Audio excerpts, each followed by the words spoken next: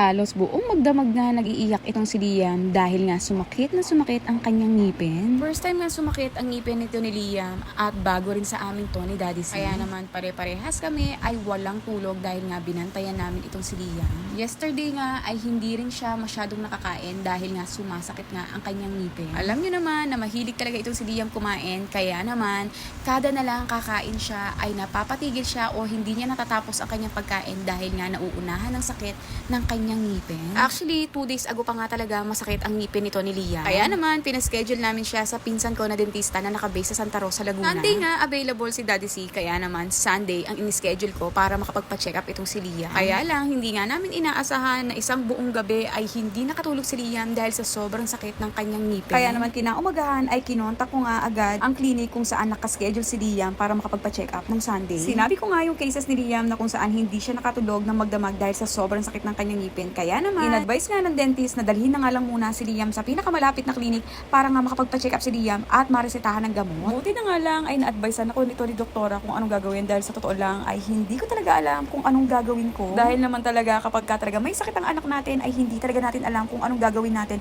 at talaga naman nakakataranta. Kaya kung meron naman sa inyo dyan taga Santa Rosa na naghahanap ng dental clinic po, pwede kayo mag-visit sa kanya. Fast forward nga, after nga na ma-advisean kami ni doktora kung anong gagawin ay naghanap na nga agad kami ni Daddy C ng clinic na malapit sa amin. Buti nga at may search nga kami ni Daddy C na 5 minutes away lang mula sa bahay namin. Iyak pa nga din ang iyak ito si Liam at buti na lang ay nandito na nga kami. Pagdating nga namin dito ay may pinapil-upan lang sa akin at pagkatapos nga ay pinaupo na nga lang muna itong sila Daddy C. After ko nga mag-fill up, sinabi nga sa akin na 20 to 30 minutes daw ang iintay namin dahil nga may nauna sa aming patient. Buti na nga lang may mga toys sila dito kaya naman nakakapaglibang itong si Daddy C at saka si Liam. Napansin nga namin ni Daddy C na hindi na nag-iiyak itong si Liam at nung tinanong nga namin siya, ang sagot niya nga sa amin ay ayaw niya na daw umiyak dito dahil nga nahihiya na nga daw siya.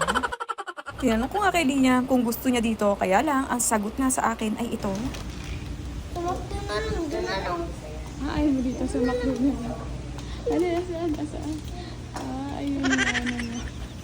Sa McDo gusto mo.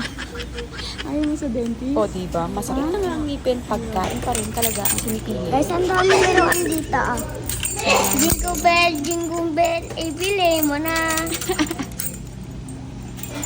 Kanina nagkakaray ka eh. Oh. Ba't ngayon hindi ka na nagkakaray dito? Kakaya. Nakakahiya.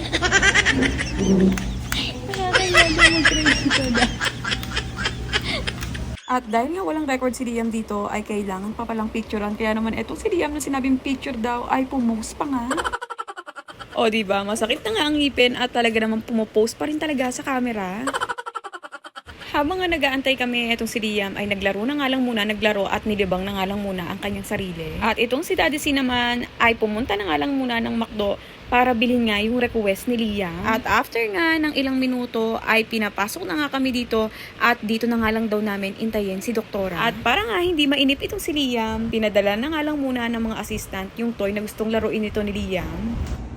Guys, nandito ako sa dentist kasi sakit yung teeth ko. Ang sakit ng teeth mo. Ito wala tong ano.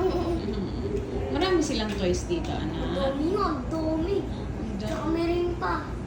And then, ano pa? Tsaka may A, B, C, A, B.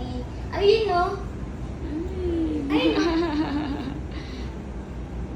Number 6. Number 6. Very good. May number 6. Ang galing ng baby ko. 8 po. Ang galing. O, napakita mo kung nasaan yung nasakit sa'yo na. Kasi bakit nagsakit yung teeth mo? Kasi dito ako kumain. Kumain ng ano? Ano daw kinain mo? Chocolate. Chocolate na naman. Hindi naman ako kakain eh. Boring ka eh. At patuloy nga nilibang ni Liam ang kanyang sarili. Maya nga lang ay may pumasok nga na assistant at may mga tinatanong nga kay Liam. Kaya lang, etong si Liam ay walang pasensya dahil na nga rin siguro sa sakit na nararamdaman niya. Wala sa akin. Pag tinanong saan daw masakit? Dito, ulit-ulit na. Bakit ka naman galit? Ba't ka galit? How old are you? Okay po, mag-enter na agad ako. Ma-5! Ano yung paurong? Oh, dance ka daw yung dance mo daw sa SM. Yung pinadance ka sa SM. Dali na, paano? Dali na. Paano? Isa ba yung ba-ba-bye? Paano yung ba-ba-bye? Matapos nga kausapin ng staff itong si Liam, ay maya-maya nga lang ay dumating na nga si Doktora. Chinek na agad ang kanyang teeth at ang sabi nga ay hindi nga po pwede pang bunutan itong si Liam dahil nga namamaga pa. Tulad nga ng unang advice sa amin ay tama nga re-resetahan nga itong si Liam ng antibiotic at pain reliever. Matapos nga ng check-up ay tinimbang na nga muna ni Doktora itong si Liam para nga maresetahan na nga kami. After nga nito ay dumiretso na nga kami sa Mercury at binili na nga namin yung antibiotic at pain reliever na kakailanganin ni Liam. After nga daw ng medication ay kailangan na ni Liam magpa-schedule para nga mabunot yung teeth na nasakit sa kanya. Fast forward nga at nakabili na nga kami ng medicine at McDo na request nito ni Liam na may kasamang toys. Sa nga namin ni Daddy si kanina dahil nga iyak na iyak ito si Liam eh hindi na nga namin namalayan na kung ano na lang pala ang nasuot namin dito kay Liam. So yun lang guys, ingat kayo palagi. God bless you all. Bye-bye!